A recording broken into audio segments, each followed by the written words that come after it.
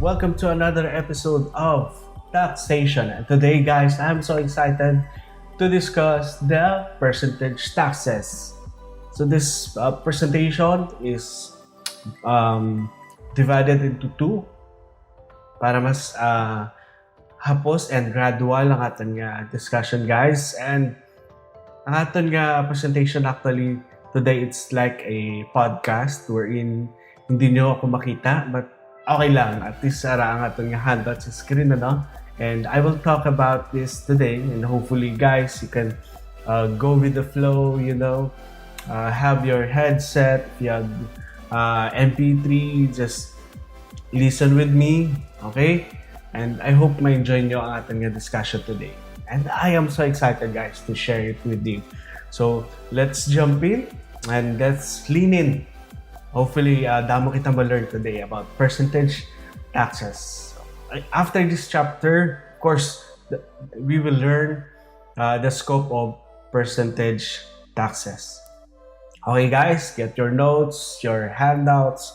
If you don't have a book, just print our modules dito sa ating canvas. And yeah, hopefully, damo kita ma-learn today. Okay? Let's jump in, guys. Okay, number 1, percentage taxes. So, ano meaning sa percentage tax? Percentage tax is a national tax measured by a certain percentage of the gross selling price or gross value in money of goods sold or bartered or of the gross receipts or earnings derived by any person engaged in the sales of services. Ano ang scope natin sa percentage tax, okay? Services and goods. Specific percentage tax and may ginatawag kita nga general percentage tax, which is equal to 3%. Various tax rates, i-discuss na karon. There are different actually nga percentage taxes kita nga under sa special percentage tax, okay? Para hindi kita kumbaga dumadunlan, no? As we discuss this, chill lang kay ang matamato natin discuss ini. Of course, our handouts and aton nga module is based, of course, sa aton nga, again, ginasulit-sulit naton, Business and Transfer Taxation by Rex Banggawan. Yeah. Who pays? Sino ka bayad sa percentage taxes? Okay? Ang specific percentage tax, VAT registered taxpayers and non-VAT. Okay? Check. Except sa 3%, no, general percentage tax. Only the non-VAT registered taxpayers. Tandaan natin, ang VAT taxpayers, specific percentage tax. Why? Because when you say VAT registered ang taxpayer, generally 12% ang ginabayad niya nga business taxes. Okay? Non-VAT taxpayers are those who did not exceed na VAT threshold. Okay? Generally 3 million, no? Ang ato na threshold, and who did not register as VAT taxpayers. Services specifically subject to percentage tax. So may ragali mga services kita nga subject gid, specifically subject sa percentage tax. Okay? Number 1, banks and non-bank financial intermediaries performing quasi-banking function.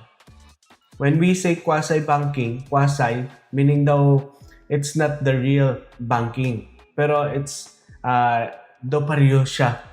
Daw bangko siya ang iyang function. Okay? So, ano na siya? So, ang banks, of course, ang ating usual definition, sina refer to entities engaged in lending of funds. Of course, kapautang includes commercial banks, savings banks. So, ang mga usual, no? Nga itong mga bangko. Okay. So, may ginatawag kita ng non-bank financial intermediaries. Ama ni siya ang mga person or entities whose principal function includes lending, investing, indebtedness, equity deposited with them, acquired by them, or otherwise coursed through them, either for their own account or for the account of others. So mga non-bank, no, financial intermediaries. So ano ang quasi-banking function? Haman siya hulam isang fund from 20 or more personal or corporate lenders at any one time through the issuance, endorsement, or acceptance of debt instruments of any kind other than deposits, okay, for the borrower's own account, or through the issuance of certificate of assignment, similar instruments with recourse. With recourse meaning, ga-issue ka tapos with recourse nga bawion mo siya. Okay? Or of repurchase na ginabuyback mo siya ang agreement for purposes of or relending or purchasing receivables or other similar obligation. Non-bank financial intermediaries performing quasi-banking function are commonly referred to as quasi-banks. So, naman yung mga functions, guys, subject na siya sa specific percentage taxes. Okay, ano ang mga tax rates natin? Okay? Gross receipt tax or GRT is the percentage tax on banks, quasi-banks, and other non-bank financial institution. Okay. So, amo to ang heading niya sa babaw, no? Okay? Nautod lang siya. But if you have the handouts, amo na siya, guys, ang ating natandaan. We need to memorize this one. Okay? Source of income and the corresponding percentage tax rate. You have there 5%, 1%, 0, 7, and 7. Okay. 5% for amon siya in interest income, commissions and discounts from lending activities and income from financial leasing on the basis of remaining maturities of instruments from which the receipts were derived. So kung maturity niya daw is 5 years or less, 5% na. Okay, tandaan niyo na ito na 5% kung maturity of naton is 5 years or less. More than that, 1%. Okay? Tandaan naton, 5 year or less, 5%. Kung more than that, 1%. Okay?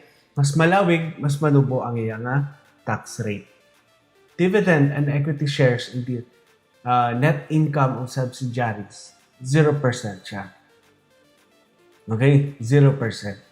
On royalties, rentals of property, real or personal profits from exchange and all other treated as gross income under Section 32 of NIRC. So, 7% siya.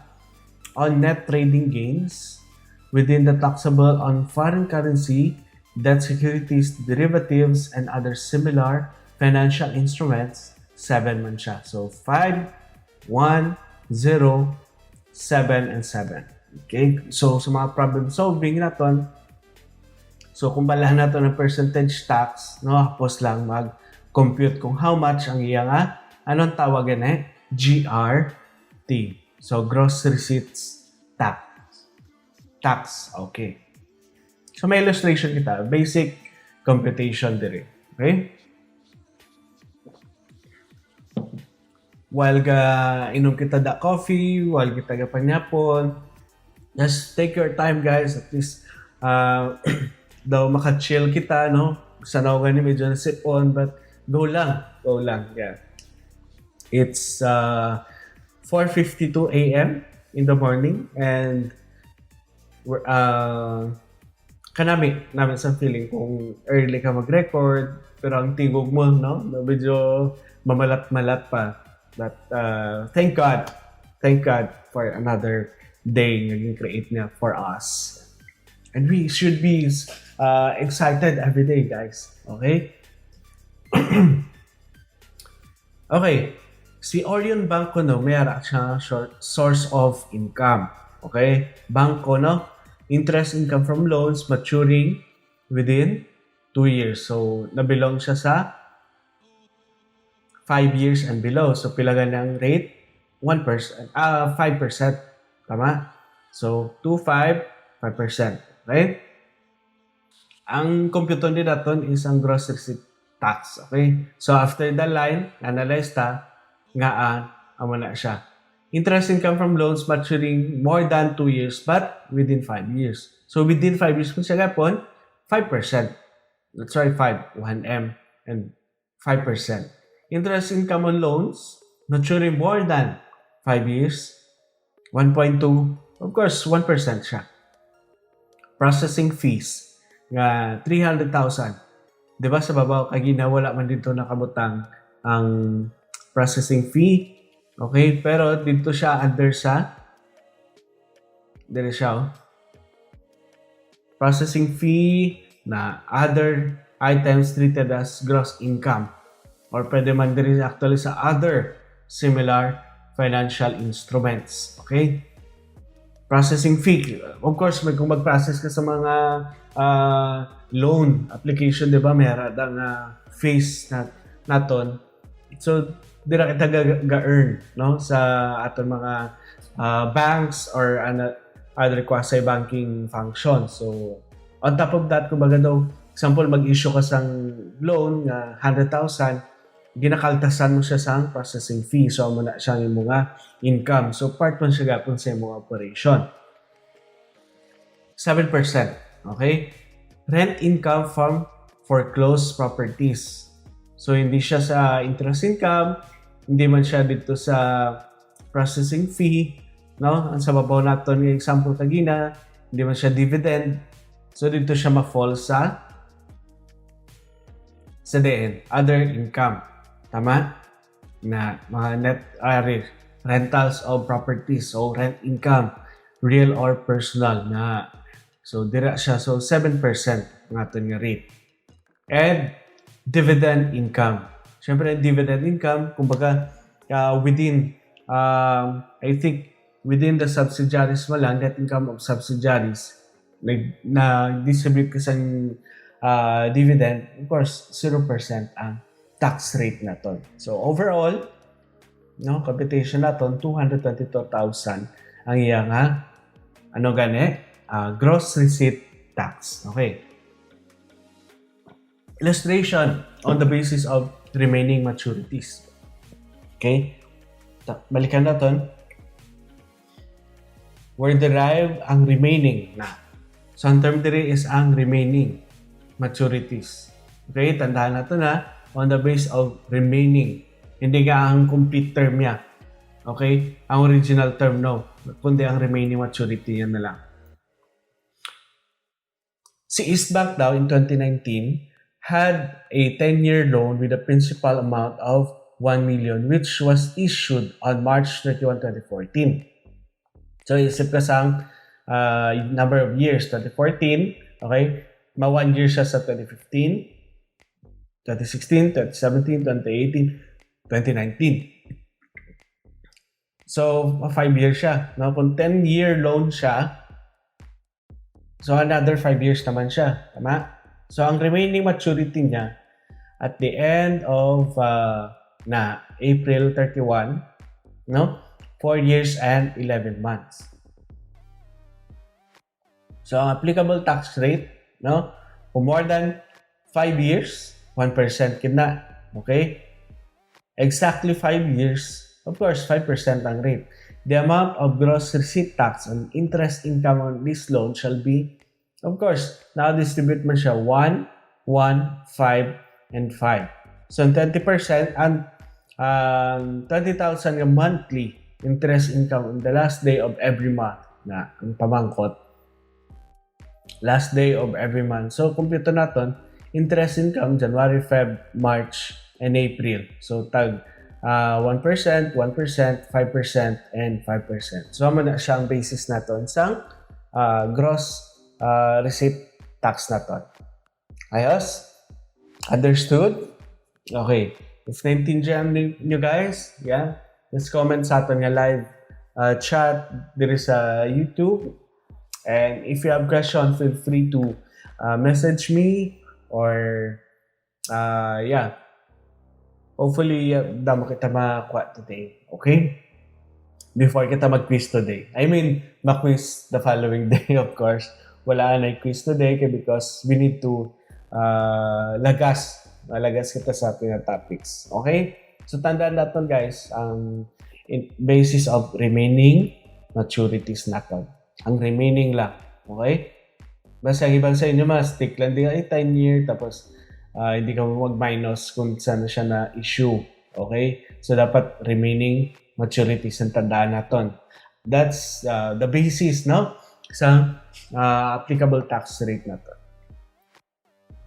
Gross income. Pag select ka gross income, ano ang definitions nila? Amo na siyang gross income, okay? To be included in gross receipts for purposes of the gross receipt tax shall be the amount of income gross of the final income tax.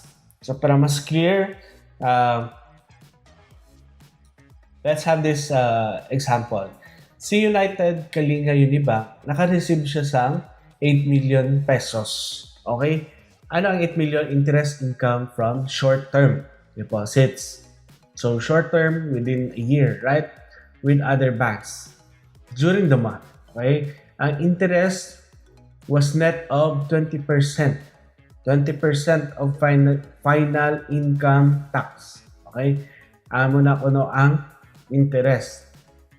The gross receipt tax of United Kalinga on interest income from deposit shall be computed as, okay, i-work back naton.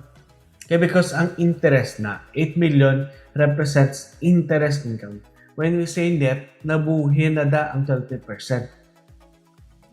Okay? 8 million represents, meaning 80%. Tama?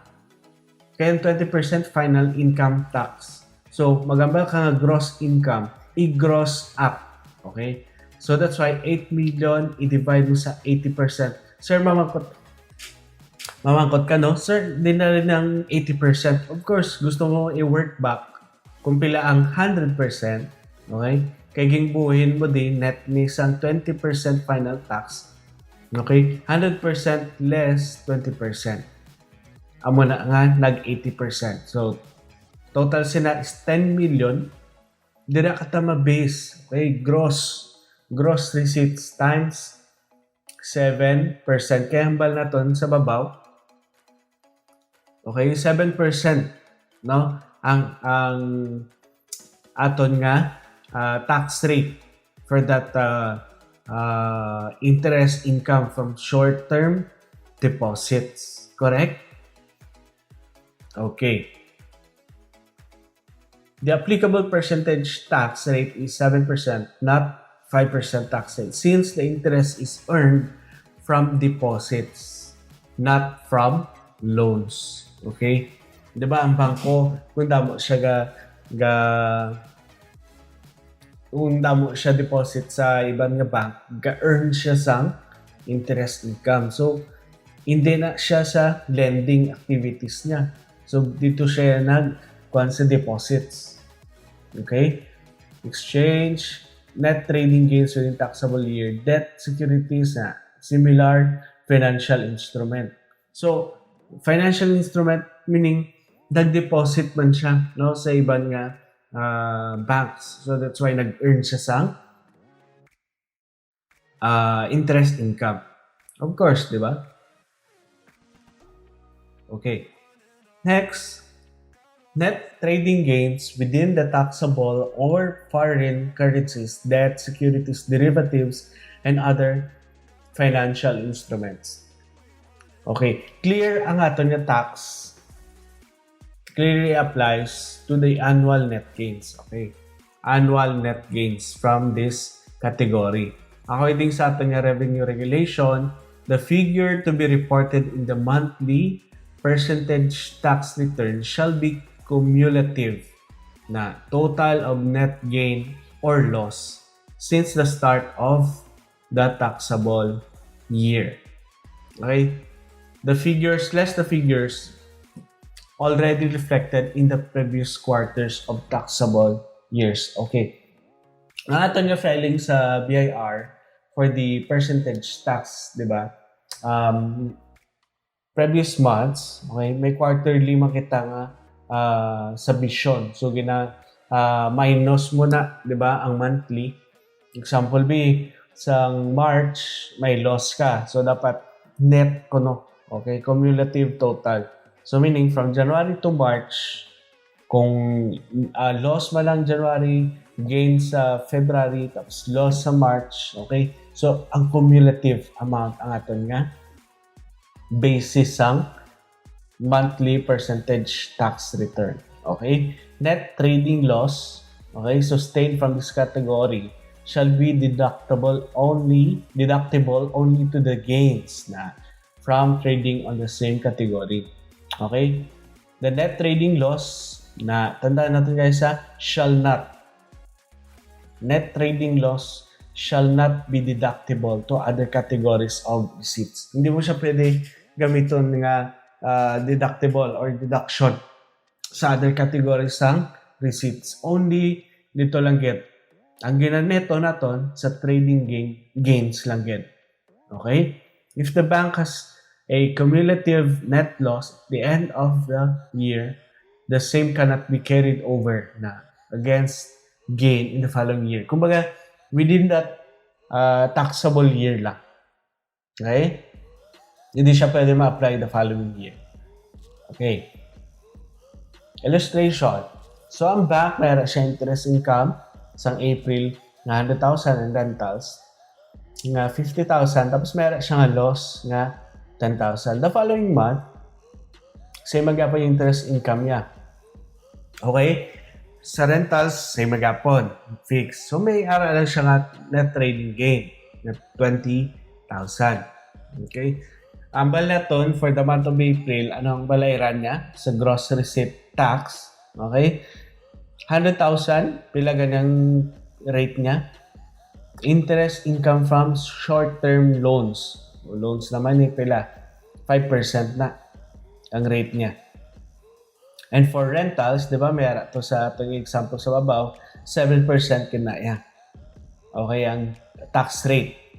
Net trading loss, kaya since loss siya, wala siya bayaran. Tama? Kaya loss na gani. So, tax lang kita sa mga gains. Pero, net trading dapat. Net trading gain. Okay? So, kung may net trading loss ka sa April, deductible na siya dito sa net trading gain the following month. Okay? That's why minus ang 20,000 nga gain minus ang 10,000 pesos nga loss. Tsaka ito nga percentage na, syempre, di ba, rent, tapos net, ang mga trading gains na 7%. So, ang neto natin is 9,200. So, ang ato nga tandaan diri guys, cumulative net gain to date. Okay? So, the following month again, May, June, no? Pagka May or June, kung nag-loss naman siya, so, another, naman siya, computation. Okay. Baka namin sang kape. Sang morning, natin. Morning sipon. Okay. Guys, sino din may sipon kung early morning, mabugtaw. Aga pa natin nga klase, no? Sa accounting. So, ang iban sa inyo, ready pa for the exam. And, yeah, hopefully guys, makasurvive kita na. Kaya. Okay. I stay positive. So, hashtag stay positive lang guys.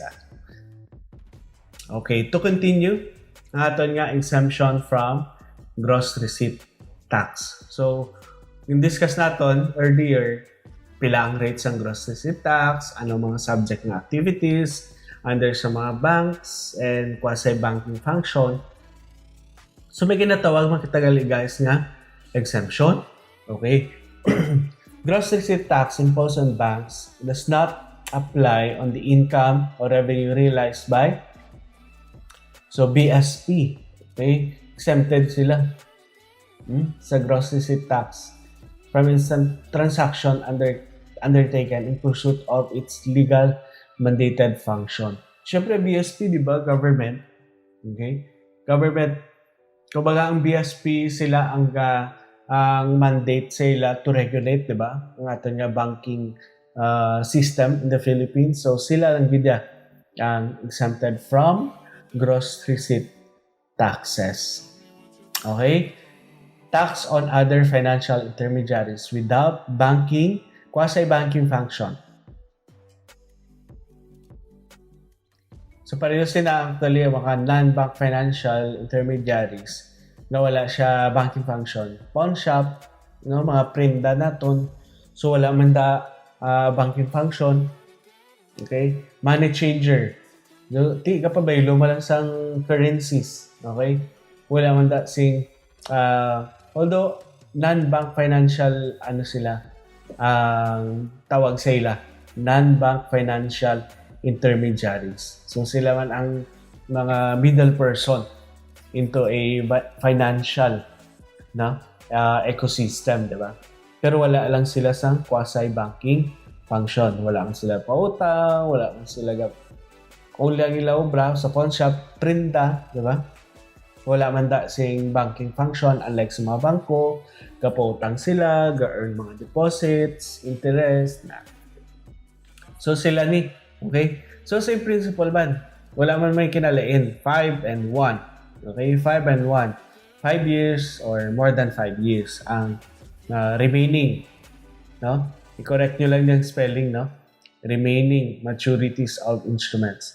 From all other, another is 5% from all other items treated as gross income under NIRC. So wala, that's it. Ang unique lang actually wala sila sing 7% nga rate. Okay, wala sila 7. Only 5, 1, and 5%. Okay. Common rules for banks, quasi-banks, and other financial institutions. So tatlo ni siya guys.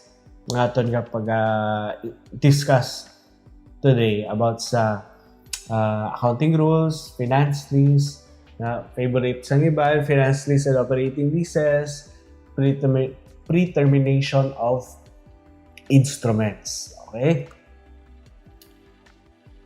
Number 1, accounting rules. Ano ang rules natin? Under sa BIR Regulation 4-2009, ang basis sa ating calculation of gross receipts shall be the generally accepted, of course, GAAP, prescribed by BSP and SEC. So, ano niya ito nga governing bodies, no? BSP for banks and quasi-banks, for other non-bank financial intermediaries. Ang makaver sina, or ang marule, no? Ato nga SEC. So, ang duwangan ng agency, okay, both agencies prescribed by PFRS based upon international. Of course, usual natin sa accounting, no? International accounting standards as GAAP. So, sila ang generally accounting principles. Accepted accounting principle. Okay, number 2, i-discuss natin finance and operating leases. So, mag-ambal ka finance lease, na siya ang sale of property whereby the seller, okay, ang nagbaligya earns only interest income on the arrangement. Okay? An operating lease naman is not a sale. Does not transfer ownership, okay, over the leased property. So, garanta lang siya. Ang finance lease niya may sale of property. Okay?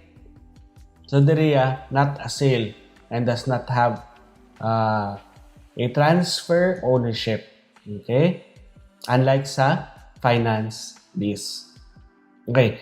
The taxable gross receipt on finance leases shall consist only of interest income including collection of principal. In operating leases, okay, so kagina finance lease shall consist only interest income. Excluding collections of principal. Kasi syempre, hindi man siya kumbaga sa finance lease may sale, di ba? may transfer of ownership. Pero ang ginatawag nga taxable gross receipt, it is based lang sa interest income. Unlike sa operating leases, gross receipts shall include the gross rentals. So, kumbaga ang bilog nga renta mo na siyang basihan sa ating nga taxable gross receipts. Okay. To understand more sa ating finance leases and operating leases, meron kita nga example. Okay? HM Finance Corporation, nag-import sila sa machineries from abroad.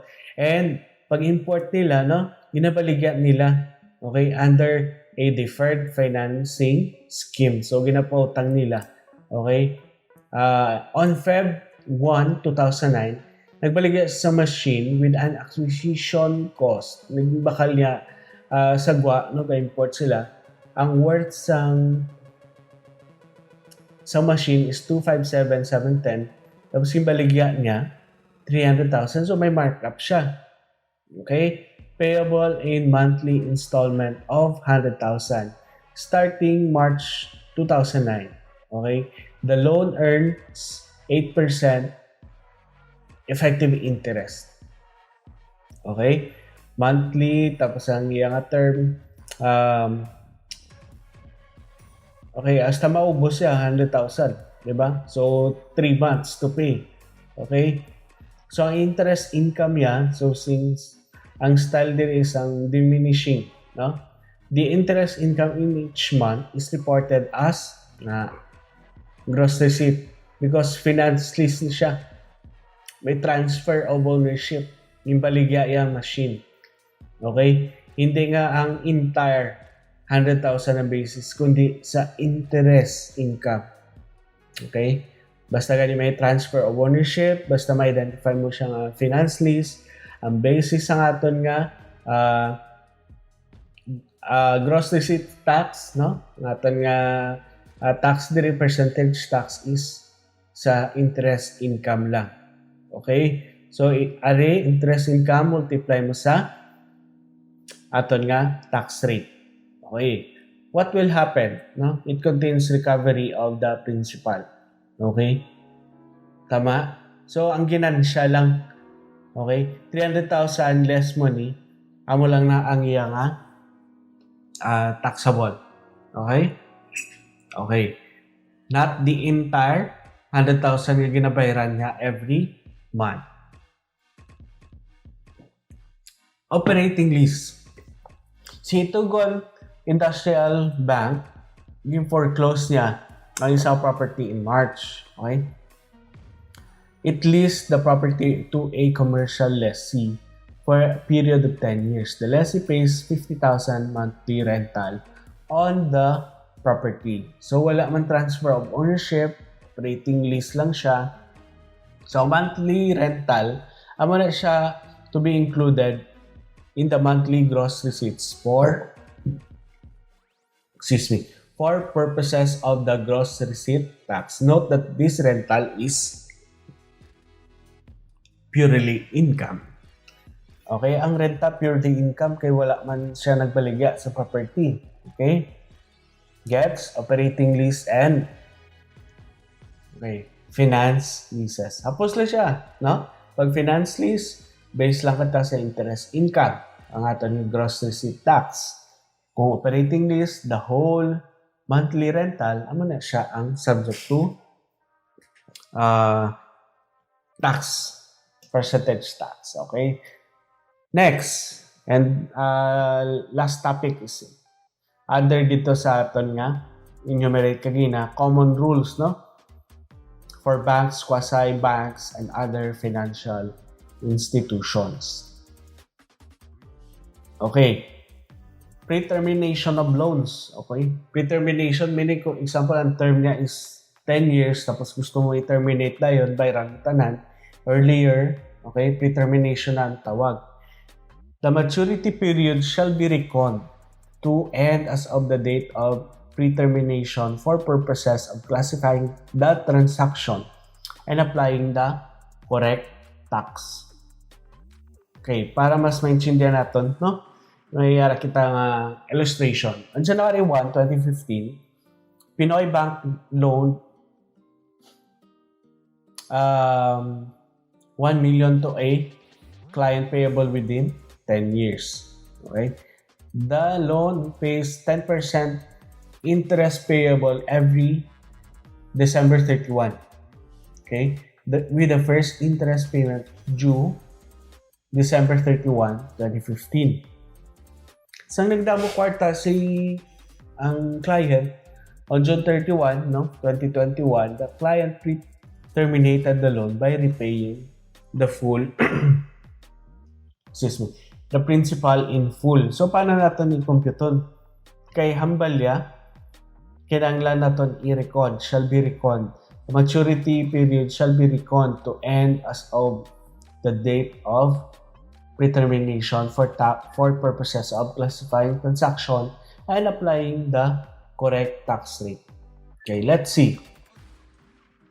Okay? Saan siya ging pre-terminate? Okay? Sa June 31. Saan ma-mature? Saan ma-end tani? 2015 plus 10 years. Okay? 2025 pa tani. So, though earlier, 2021, yung pre-terminate niya, 2020. Okay? Ang tax rate natin, kagina, diba? 5 and 1 lang.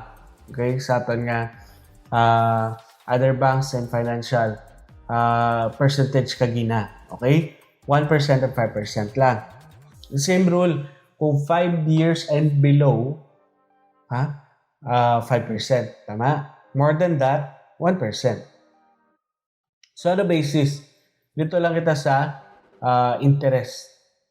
Nga 10% times 1 million. Di ba? Ang loan niya is 1 million. Tapos, ang interest niya annual, no? 10%, right? Annual. So, that's why the 10% sang 1 million, 100,000. Okay? Per year. So, ang taxable dire is ang interest. Okay? Interest on loan. So, ang aton nga tax rate, okay? Kumbaga daw ging, upon pre-termination in June 30, 2021, the loan shall be reclassified. Okay? The remaining maturities of the loan shall be recounted up to the date of pre-termination. Hindi na siya 10 years. Okay? Nag-loan siya 2015, ma-end siya 2020. Ang isip 1, 2, 3, 4, 5, 6. So, instead ng 10 year ang loan, 6 na lang. So, compute natin, di ba?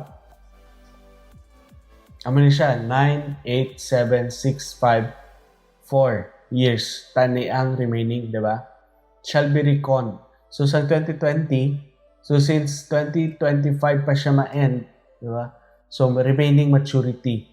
Dito kita mabase sa remaining maturity. So, as of 2020, 4 years na lang remaining maturity niya. Tama? Okay.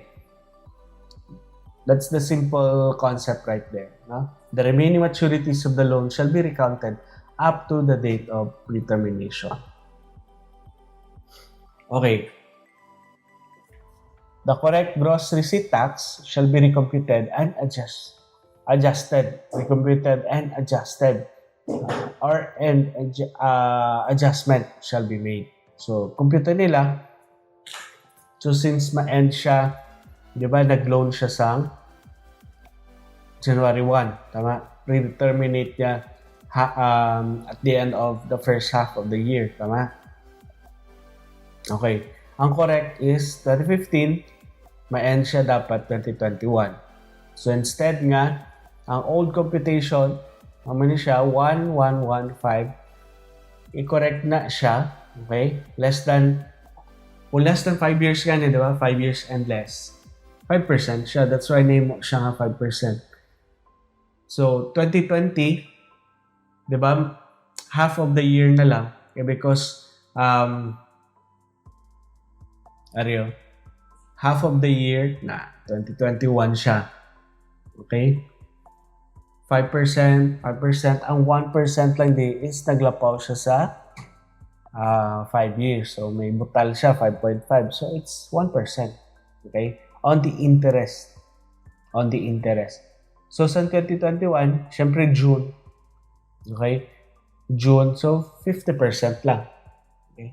Sa interest. So that's why nag-2.5 siya. Okay?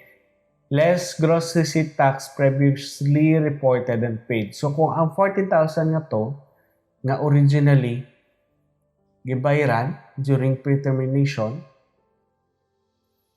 i-minus mo na siya sa 28. Kumbaga nagtaas pa ganit, no? So pag shorten, kaya because from 1% na mo siya nga 5, halos tanan naging 5, no? Kagina 1% kalabanan. So nagdugang pagit gani ang iyang tax. So from 14 na mo siya nga 28,500. Okay. The remaining maturity is computed based on June 2021, hindi ang June 2025 no signal. The additional gross receipt tax due shall be reflected as a separate line item in the gross receipt tax return covering all transactions of the month in which the pre-termination took place. Okay, meron kita na mga BIR tax forms, no? So, dapat lang daw reflected siya as a separate line item. Okay? And withholding of percentage tax on banks. Effective August 1, 2014, ang bansang BSP, the BSP shall withhold the percentage tax on banks and non-bank financial institution on all its payments to special deposit accounts and reserve liquidity accounts. So, ang may right lang di mag-withhold is ang Bangko Sentral ng Pilipinas. Kung may sila nga transaction. In all its payment. So, example si BSP, may balayran sa example si BSP may balayran sa video, no? Mayara siya nga payments. So, siya ma-withhold siya some percentage tax. Okay, since balaton sila lang ginang exempted, diba? To pay.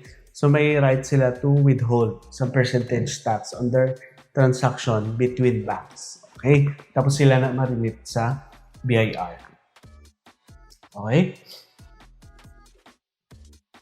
I think, guys, that's it. That's the first half sa ating module. Module 3, the percentage tax. Okay? Just a quick recap lang kung anong natunan natin before we proceed sa second part sa ating module 3. We discuss about different tax rates, about percentage tax, the 3%, no? Ating nga general percentage tax. Tapos, we discuss also ang specific, no? May 5%, may 1%, may 7%. So, i-discuss natin kagina. And also, sino gabayad sa percentage tax? Discuss man natin. Okay? Nga ang general percentage tax, amo lang niyang wala ginabayaran sa VAT registered. Okay? Ang gabayad sina sa general na 3% ang non-VAT registered tax payers. Okay. Non-bank financial intermediaries, amo siya mga pautang, no? Like sa MCOR, like sa Imperial, sa mga example sa mga quasi banking function, mga pawn shops, di ba? Mga non-bank financial intermediaries na. Okay, yung discuss man natin, 5 years or less sa maturity remaining. Remaining maturity period na 5 years or less, 5% ang percentage tax ang bayaran niya. 1% naman kung more than 5 years ang remaining maturity. Okay? Of course, i-discuss man natin, 7% ang percentage tax on rentals of property, real or personal. Na mga net trading gains. Okay? Discuss naman kanina. Of course, we have this computation to solidify ang aton nga example. Okay? Of course, on the remaining maturities na. Okay, di ba? By concept, okay, hapos lang siya. Okay, on the basis of maturities, meron kita gross income din discuss kagina nga ang base kita sa gross of final income tax. So, gina-gross up naton ang 20% sa dito kagina may example kita 8 million interest income niya. Net na siya, so i-gross up mo siya. Dito kita mabase sa 7% nga gross receipt tax. Okay? Hindi siya 5% because deposit sa gani, not from loans. Okay? Hiniskas naman kagina ang net trading gains within taxable year nga hindi mo siya pwede ma-apply carry over the following year. Okay? So we have this illustration. The taxable amount of gain is the cumulative na. Tandaan natin, cumulative net gain to date. Okay? Cumulative net gain to date. Exemption, siyempre, ang tandaan natin, BSP, exempted sila sa gross receipt tax. Kaya sila gani ang gag-govern, di ba? Sa ato na financial institution.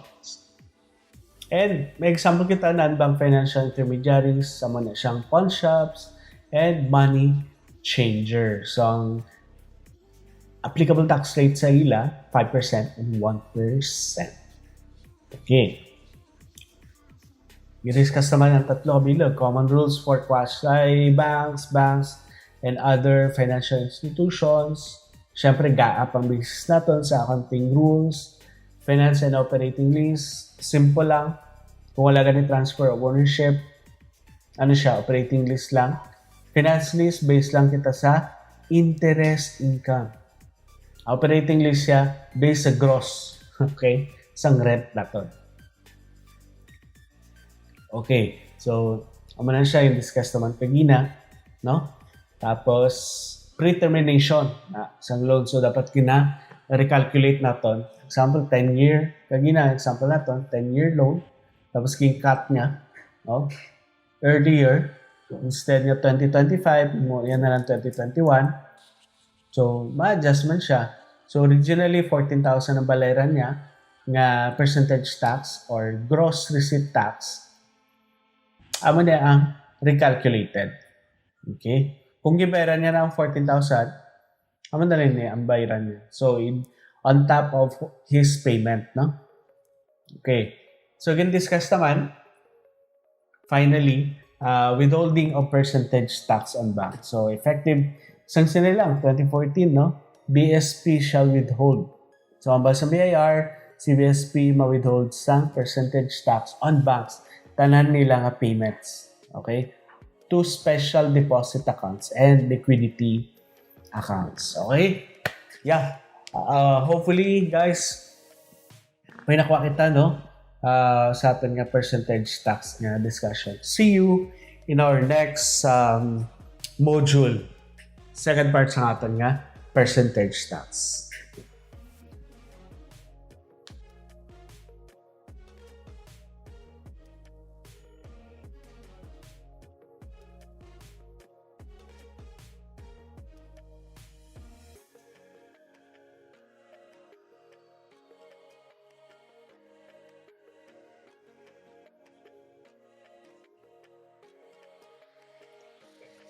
Okay, part 2 sa ating discussion about percentage taxes. So, previously we discussed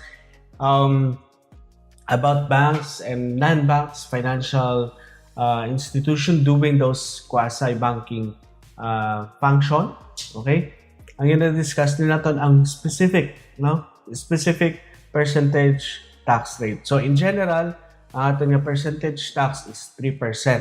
Okay? Ang subject lang da is both, no? Sa general, only the non-VAT taxpayer lang. So, ang VAT taxpayer, hindi sila required to pay the general percentage tax. Kasi syempre 12% VAT sila yan, hindi 3%. So, ato nga gina-discuss currently is about specific percentage taxes. So, i-discuss natin sa first part ng mga percentages. May 7%, may 5%, and 1%. On the banking functions naton. Okay, number 2 sa discussion naton, international carriers under transport of cargoes, excess baggage, and mails only. Okay? So international carriers do business in the Philippines shall pay a tax equivalent to 3% of their quarterly na gross receipts derived from the transport of cargoes. So there are two types of international carriers. Number one, international, of course, sa hangin, air carriers, and sa dagat, shipping carriers. So, short definition lang about international carriers. Ano na siya ang air or sea carriers owned by foreign corporation that operates in the Philippines and transport passengers or cargoes from the Philippines to overseas and vice versa. Okay, 3% ang ilabalayran sa gross receipts na transport of cargoes, excess baggage, or mails regardless of the place where they are actually billed. Ari ang tandaan natin guys, ang magsiligag gross receipts sa international carriers but shall not limited to the total amount of money or its equivalent representing the contract, freight cargo fees, mail fees, deposits applied as payments, advance payments, and other services and fees actually and constructively received during the taxable quarter from cargoes or mails originating from the Philippines. Okay, tanda natin originating lang from the Philippines. Okay? In a continuous and uninterrupted flight, irrespective of the place of sale or issue and the place of payment of the passage of document. So we have here, magsiling ka domestic carrier, kung domestic operation siya, 12% VAT ang ilabalayran. Okay, pag international operation naman siya, kung pagwa on outgoing, no? Actually, discuss natin before nga taxable sila pero 0%. So ang rationale behind that, baga gina-encourage sila nga mga outgoing and actually incoming exempted siya, di ba? Exempted in term, I mean zero, wala sila balayran.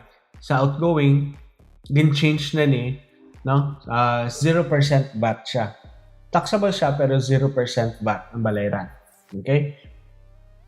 For international carriers naman,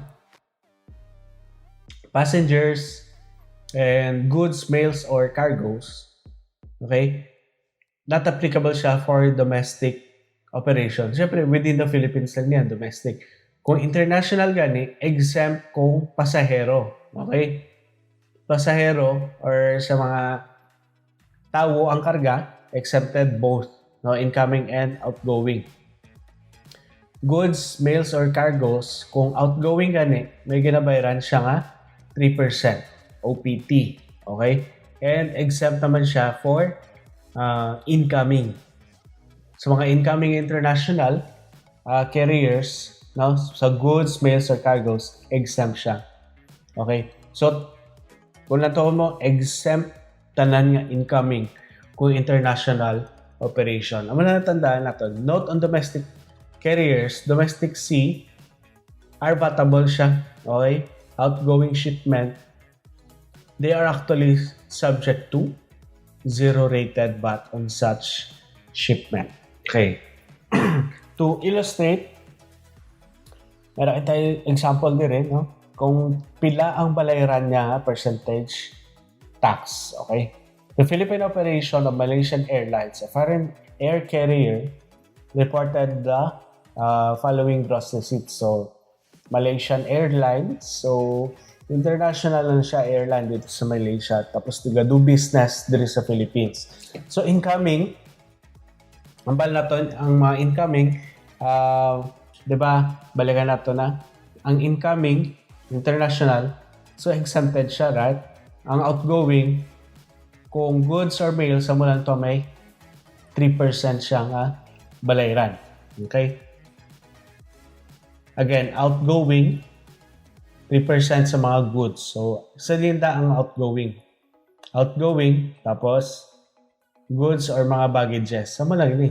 Kaya rin tanan ni exempted. So 11 million times 3%. Okay? Amo lang niyang tandaan natin nga grade. Okay? Bisa na nung question sa problem, hapos lang siya i-understand. Basta goods, mails, or cargoes, or ano pa to? Baggage na part man nagyapon sa cargoes. Kung outgoing pagwa sa Philippines, 11 million, amo lang na may tax. 20% of the outgoing freights was billed. Of course, though, kuwan lang siya sang though additional lang siya info. Pero technically, ang shortcut sa aton nga solution is 11 million times 3% cap applicable percentage tax.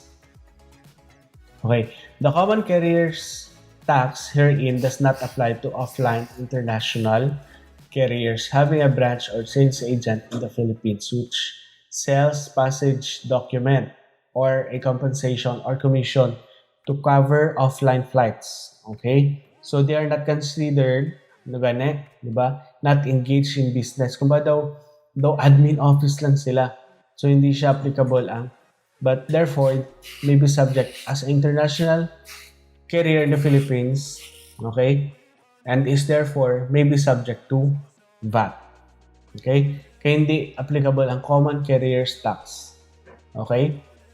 And number 3, so tapos na kita dito again na. So number 1, banks. Number 2, international carriers. And number 3, common carriers on their transport of passengers by land and keepers of garage. Okay. Common carriers are persons, corporation, firms, association engaged in business of carrying and transporting passengers or both by land. And for purposes of percentage tax, common carriers include cars for rent, okay, or hire driven by lessee, transportation contractors, underscore passengers na, and other domestic land carriers except na owners of bangka, owners of animal drone, two-wheeled vehicles. Well, ang rationale behind it, syempre mga small business, ano man lang sila, kumbaga, napamugsay sila bangka, tapos ang iban, ano sa mga animal drone two-wheeled vehicles, mga kalesa, kasi kung taksan mo pa sila, no, kaluluoy naman, no? Kumbaga, gamay malay-laginan siya. So, that's why, except, wala sila balayran nga percentage tax on that. Okay? Next, summary of rules on common carriers. Okay, kung passenger gani, by land, water, or sea na naka-statement direct, 3% percentage tax. Okay? Common carriers, guys, okay, by land, 3% percentage tax ang balayran nila. The rest, kung water or by air, vatable siya. Okay? Kung tao ang bit-bit nila or ginadala. Kung baggage, mails, cargoes, tanan vatable. Okay? The term vatable, anong meaning? Means subject to VAT for VAT registered person and subject to general 3% percentage tax for non-VAT registered person. So, magsiling ka vatable kung VAT siya.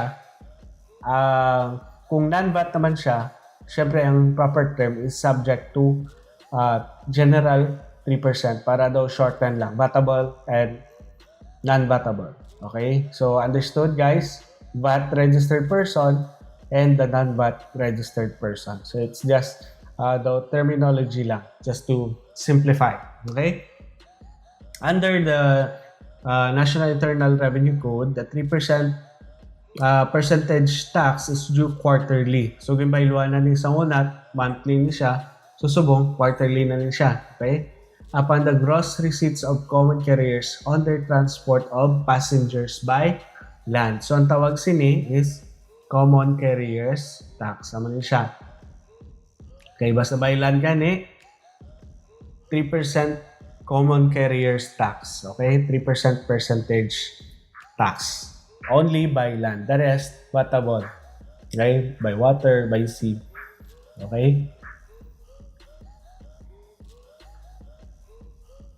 May makita mo discuss minimum presumptive gross receipts for common carriers and keepers. So mera kita nga kinanglan tandaan, no? Amo niyang gina-prescribe sa aton nga law. Okay? Jeepney for hire, public utility bus, taxi, car for hire. Okay? Ang tandaan din naton ang mga amounts naton. Okay? Quarterly and monthly. Okay. Para illustrate siya kung anong concepts ng minimum. Okay? Presumptive gross receipts. So, from the word presumptive, daw gina-presume. Okay? Na-presume mo ang gross receipts for common carriers and keepers of garage. Okay? Sendong is an operator of 5 jeepneys and 2 buses. Rambal ganin natin sa table kagina, kumpilan, tapos passenger siya. Ang balayran sang taxable person, okay, kung VAT man siya o non-VAT registered, 3% sang common carriers tax. Okay? So, tricycle, man siya ang iya nga monthly receipts. Assuming sendong is a VAT registered, example, since silent ang problem, i-assume natin nga VAT registered siya, his monthly percentage tax due shall be 350,000 automatic. Tama? 3% sang gross receipts niya. Okay? The 50,000 gross receipts from cargoes shall be subject to VAT sa din ng 50,000. Cargoes. So, subject to VAT siya. Ang 20,000 naman, receipts from tricycle is not subject to tax. Okay, balikan na ito. So, wala di. Tama? Jeepney, bus, taxi, car for hire. So, wala na tricycle. Okay? So, meaning, hindi siya subject to tax. Ano lang ang gross receipts siya? 150 and 200. So, that's why nag-350,000. And, ang common carriers tax is 3%. So, naging 10,500 ang yung percentage tax due. Okay? Assuming sendong naman is non-VAT. Okay, non-VAT naman siya. Ano balayran niya dito sa problem na to? Kung non-VAT siya, okay? Kung non-VAT, na. Okay, assuming sendong is a non-VAT registered business, his monthly tax due is 400,000. The 50,000 gross receipts from cargoes shall be subject to 3% general percentage tax. The 350 receipts shall be subject to the 3% common carriers tax. So, ang nagdugang landi actually is ang 50,000. Okay, because cargo, tapos non-VAT siya, di ba? Cargo and then non-VAT. Kaya ang balya di cargo, tapos regardless kung VAT or non-VAT siya, taxable siya. Ayos? Okay. Kung VAT siya gani, di ba? Kung VAT registered, excluded siya ang cargo. Only the passengers lang. Okay? Subject to VAT. So, hindi siya, ang ginistoryan diri is ang percentage tax nga balayran niya. Okay? So, sa computation, gina-exclude ni kay subject niya sa VAT. Okay? Ang problem, kapamakot lang kung pila ang 3% ang percentage tax nga balayran. Okay? Okay. Another illustration, si Mang Bentong, operator siya sa taxi and car for hire. So, ang taxi, part siya. Taxi and car for hire. Okay? Part siya sa subject to common carriers tax. The taxi reported 26,000 pesos in the month. Okay? In a month. The car for hire was indefinitely garage for repair when its chauffeur bumped it on a bus. The car registered only nakabunggo siya, no? So ang yang seats is 600 pesos. Okay? Ang aton nga panumtumon, ang taxi, di ba, 26 ila in cap. Ang car for hire, pila to ang sa ano natin, presumptive gross receipts, car for hire with chauffeur, monthly.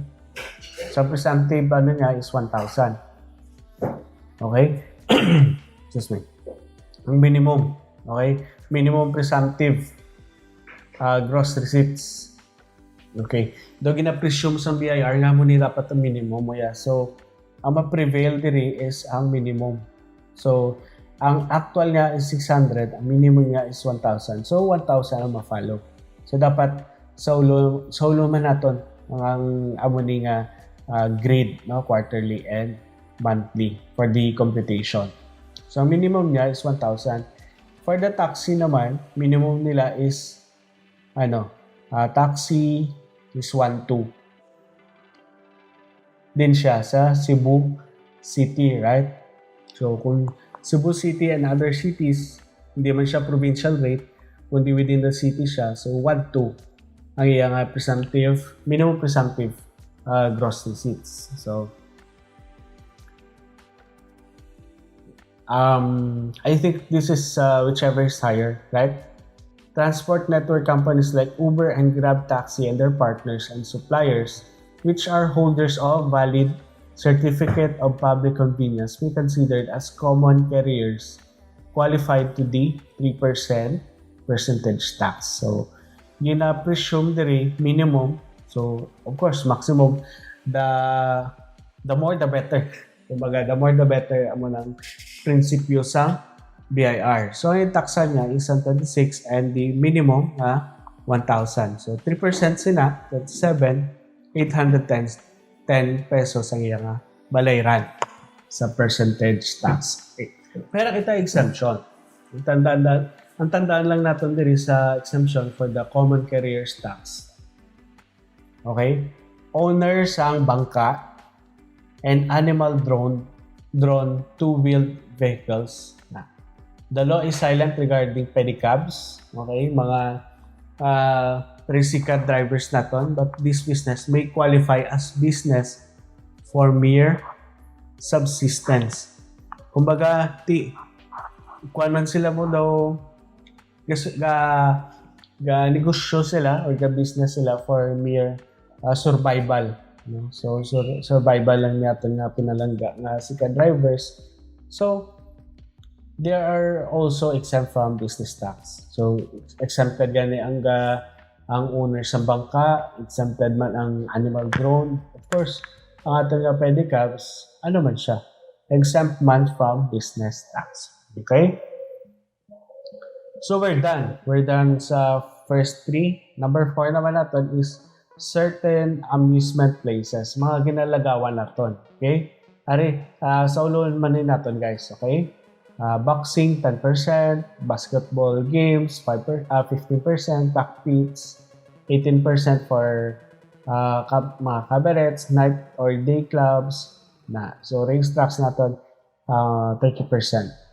So other operators of amusement places such as bowling alleys, golf courses and billiard halls are vatable sila. Okay?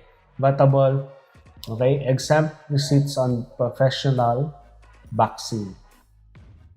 The gross receipts from professional boxing, okay? 10%, di ba? Ato nga percentage tax, sama na siya ang under the following condition.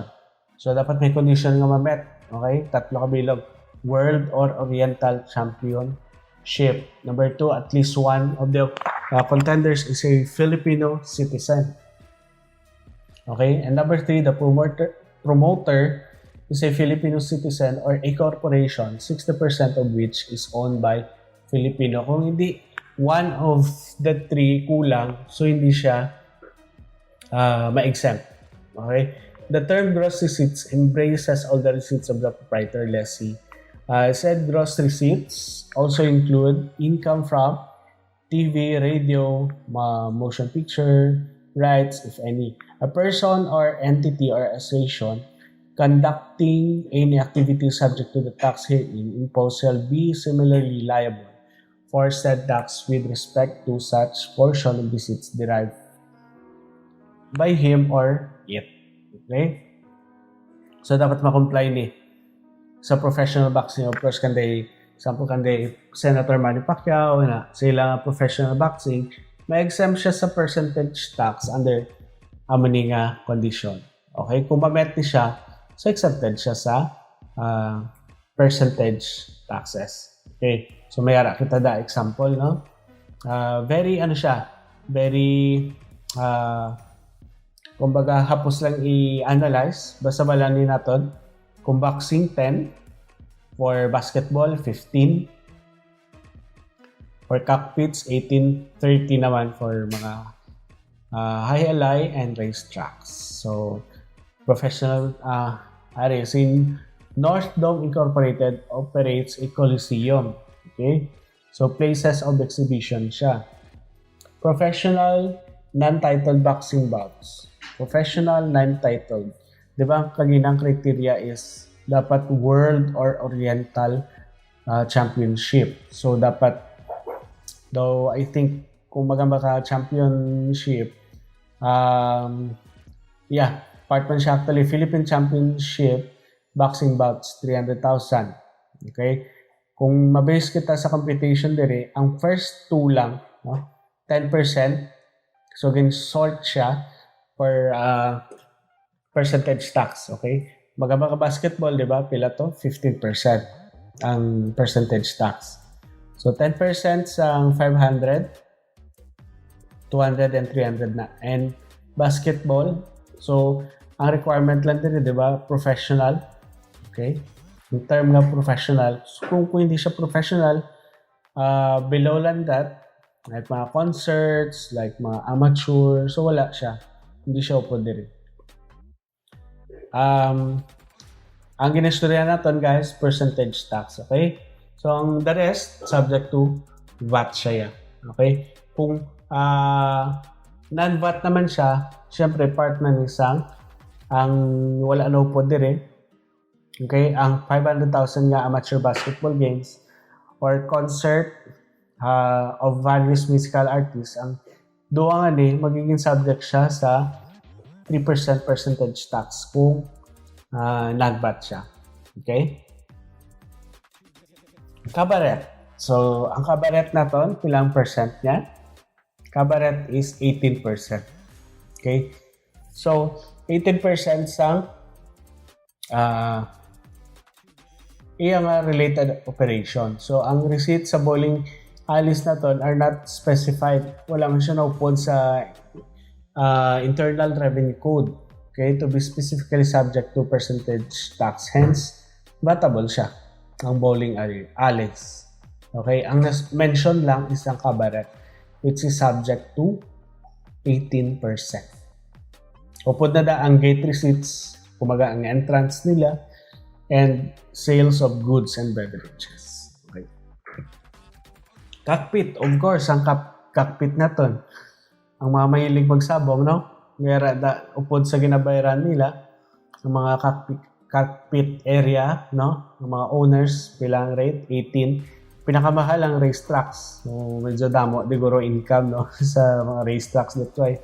That is why daw mas taas ang percentage. Okay. Hapos lang siya, guys. 18% sa, of course, total. Okay. Assume that restaurant is operated is non-VAT. What if non-VAT siya? Okay.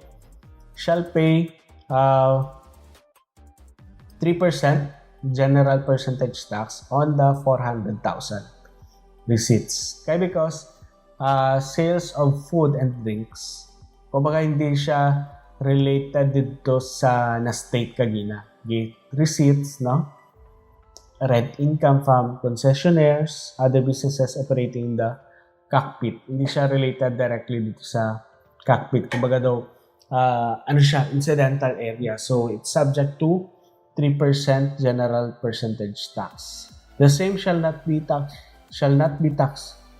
to Pegasus Sports Complex. Okay? The rental which, example, assume the restaurant is operated daw by Casador, a non-VAT taxpayer. The rental which Mrs. Casador pays to Pegasus shall be included in Pegasus gross receipts, which shall be subject to 18%. I think ang concept lang diri is it related ito sa operation sang amusement tax. Okay? Because, di ba, ang Pegasus Sports Complex ay cockpit operated by Mr. Kenchi. Okay? So, gina-assume lang na ang operated by Pegasus. Sorry. Na. Okay? Mrs. Casador shall pay. Example ko na assume the restaurant is operated by a different, okay, different person other than the Pegasus Sports Complex. So, mali siya ang iyang stipulation. Okay? Illegal cockpits. So, of course, persons who are engaged in the same operations, such as operators of illegal tupada cockpit, are also taxed. Regardless ka kung legal or illegal ka, subject ka magapon sa 18% na percentage tax. Okay, lapit na lang.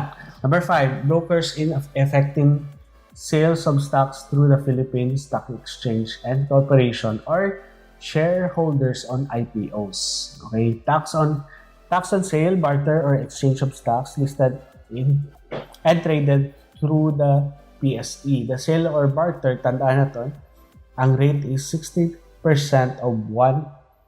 60% of 1%. Huwag na complicate pa, no?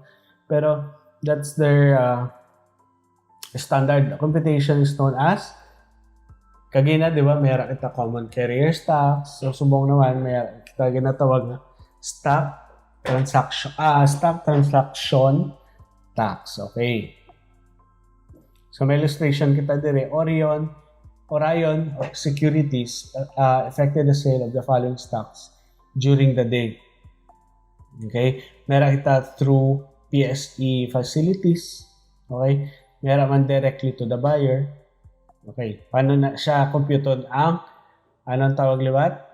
Stock transaction tax, which is equal to 60% of 1% based on the gross selling price. Okay.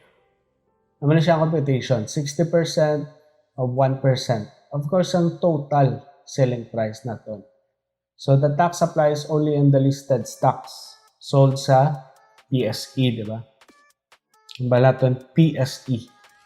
So, wala dan hopod, guys, ang sale sa direct sa buyer. Kaya why mo nagagi sa PSE. Okay. So, malang ni ang related dito sa apat kabilog.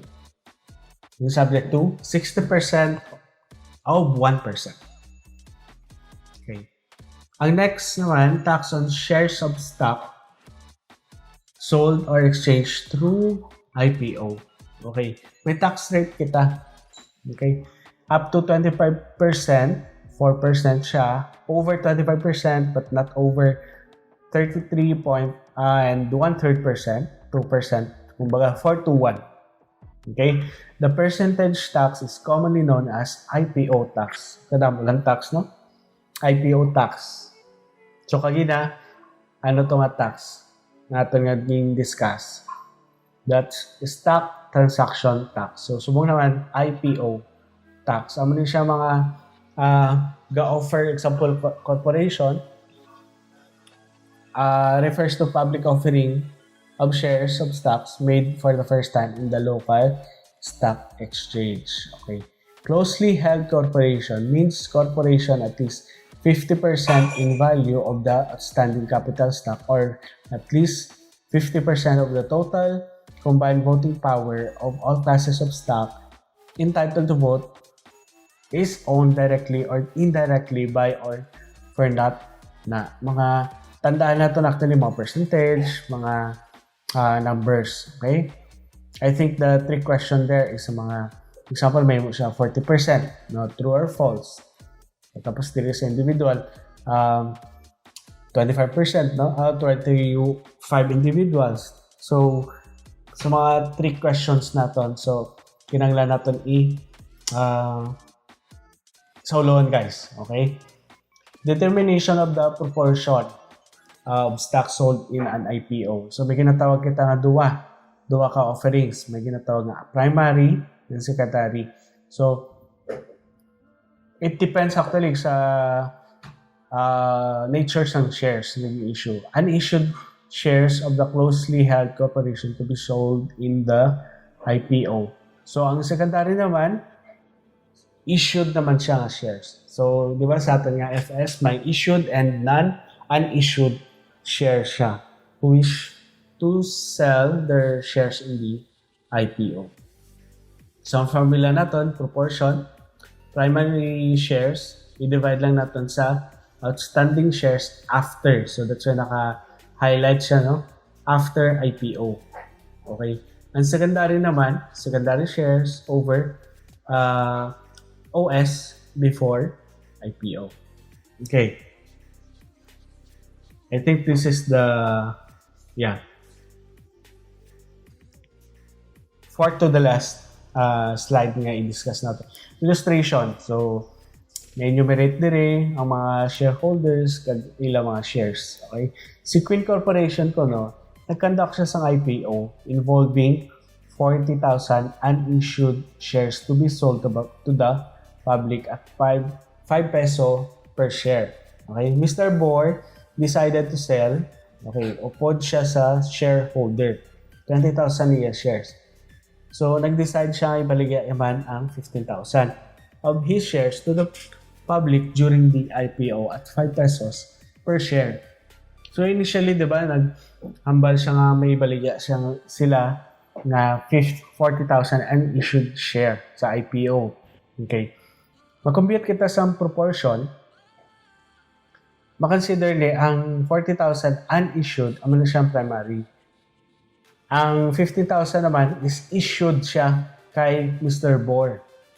So, ako na ang secondary. So, computation natin, 40,000. Okay? Sa formula, di ba? 100,000 total share plus, okay, unissued share. So, naging 140 na ang denominator niya. So, proportion niya is equivalent to 2% IPO tax. Okay. Kinanglan natin, tandaan ng bracket. Okay?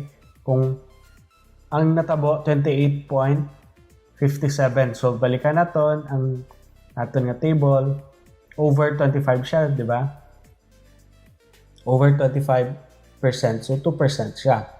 So, ang secondary naman, ang kay Mr. Bohr, 15,000, i-divide mo siya sa denominator niya is 100,000. Hindi upod ang 40,000 ngayon baligya sa IPO. Okay? So, the IPO shall be ang primary offering 40,000 shares nga inog-issue nila times 5 peso. Tapos, times mo sa 2%. Okay? Kumbaga daw gina-proportion mo anay ang imong percentage tapos before kita mag-compute. Okay? To be paid by Queen Corporation. Ang isa naman niya, si Mr. Bohr, since siya ang mabaligya, siya mabayad. Okay? Siya mabayad sa tax. Okay? Meron makita sa summary of rules na. So, you just go over it before, tandaan nyo natin, before IPO, during, and after. Okay? Yeah. Third to the last slide. Number 6, certain franchise grantees. So, sikat na sikat subong, no? ABS-CBN franchise. Sama na siyang ilang mga tax rates. 3% and 2% naman sa gas and water utilities. The percentage tax on these franchise grantees, ang tawag naman sa ila is franchise tax. Okay? May kita nga so, sa atin nga multiple choice, kung naman sa atin nga problem before, may 3 million and 10 million kita na threshold. So, sa special percentage, special VAT nga threshold is 10 million. Okay? Even if the is below sa threshold, they may register as VAT. Okay? Once the option is exercised, said option na sa true or false sa gagawa, irrevocable yun siya. Sa mga special percentage tax. Okay. So, same lang. Threshold niya. So, sa example natin, range of Filipino exceeded 10 million. So, magiging ano sila, shall be subject to VAT because sobra sila sa threshold. Once the 10 million threshold is exceeded, TV or radio broadcasting company will be perpetually, meaning hindi na maliwat, revocable, perpetually covered by VAT. Kung gas utilities naman, exceeding 10 million, syempre 2% ang ilang rate. Okay? As easy as that. 3 and 2. And meron kita nga water utilities nga illustration. Baguio Water District reported as a 12 million pesos receipt in a month from water bills of Baguio City residents. Ang receipts ng local water district is subject to 2%. Why? Because part siya sang water utilities. Okay? Not to VAT. Franchise tax ang ilabalayran. Local water districts are exempt from income tax but not to business tax. So, ang tawag sila 2% franchise tax. Okay. Ang franchise tax ko nung wala siya ga-apply guys to water refilling or purification station selling bottled mineral. These are vatable entities. Vatable sila. So, mga vatable, franchise naton, electricity, telecom, transpo, and private franchises. Okay? Naman na siya mga vatable. Dito lang kita ma-stick sa certain franchise grantees, the radio, the gas, and water utilities. I think, guys, that's it for our percentage tax, and hopefully may nakuha kita. And yeah, we will do some exercises, true or false, multiple choice, the following day. And hopefully, guys, don't get overwhelmed. No, hapos lang ni siya sa percentage tax. You just bite, one topic at a time. Don't get overwhelmed about it. Okay? I know it's simple as kinaglan na natin i-memorize sa mga percentages. Okay? So, see you guys. Thank you again for tuning in to our, I think it's kinda, though podcast siya, though audio lang, pero hopefully you get something out of it. Maka-concentrate pa rin kita. Thank you guys and see you soon.